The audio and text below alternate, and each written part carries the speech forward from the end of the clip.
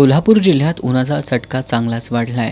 उन्हाच्या झळांनी जीवाची काहिली होत असताना गेल्या 2 दिवसांपासून जिल्ह्याच्या काही भागात होत असलेल्या वळीव पावसामुळे काहीसा दिलासा मिळतोय।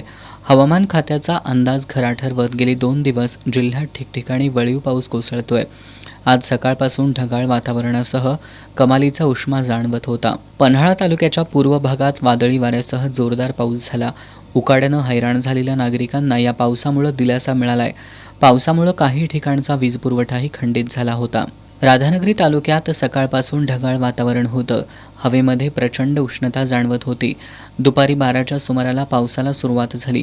तालुक्यातील सर्वच भागात सुमारे तासभर पाऊस सुरू होता।